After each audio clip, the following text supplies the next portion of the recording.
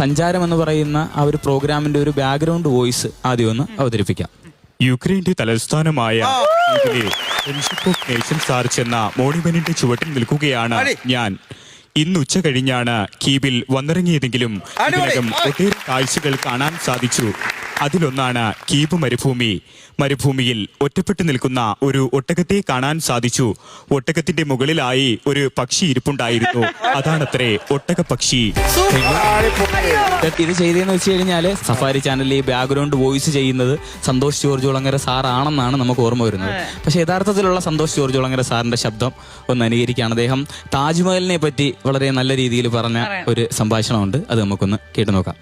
ഒന്ന് ആലോചിച്ച് നോക്കിയേ, ഇന്ന് ഈ കെട്ടിടം കൊണ്ട് എന്താണ് പ്രയോജനമെന്ന് താജ്മഹലിന്റെ മനസ്സിലാവില്ല.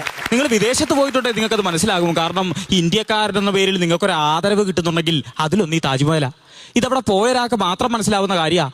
ലോകാത്ഭുതങ്ങൾ എന്ന് പറഞ്ഞൊരു 5 എണ്ണം പറഞ്ഞിട്ട് 6ാമത്തെ താജ്മഹൽ ഫ്രം ഇന്ത്യ എന്ന് പറയുമ്പം നമ്മുടെ ശരീരത്തിൽ കൂടെ കയറി പോകുന്ന ഒരു വികാരം ഉണ്ടല്ലോ, അത് അവിടെ ഇരുന്ന് ചെറുക്കിന് മാത്രമേ മനസ്സിലാവൂ. അവന്റെ 5 അത്ഭുതങ്ങളുടെ കഥ പറഞ്ഞിട്ട് 6ാമത്തെ അത്ഭുതമായി താജ്മഹൽ ഫ്രം ഇന്ത്യ എന്ന് പറയുമ്പോൾ ഒരു ആവേശമുണ്ട്.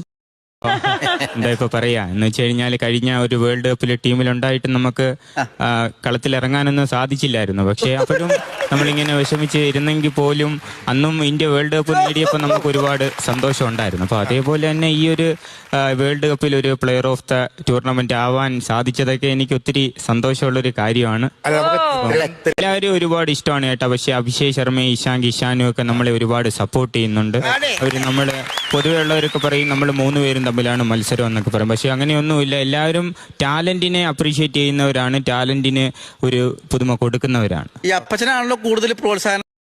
നൂറ്റാണ്ട് കാലത്തിനും കാതങ്ങൾക്കും മുന്നെയാണ് 893-ൽ വലിയ അവഹേളനത്തിന്റെ പരകോടിയിൽ മന്ദയിൽ നിക്ഷേപിക്കപ്പെട്ട ഒരു ഗാന്ധി നിൽക്കുന്നുണ്ടെങ്കിൽ ദക്ഷിണാഫ്രിക്കയിലെ റെയിൽവേ സ്റ്റേഷനിൽ തൊലി കറുത്തുപോയൊരു പാതകത്തിന് വെള്ളക്കാരൻ കഴുത്തേൽ കുത്തിയെറിഞ്ഞുള്ള പകപ്പിൽ തണുത്തുറഞ്ഞുള്ള നിൽപ്പാണ്.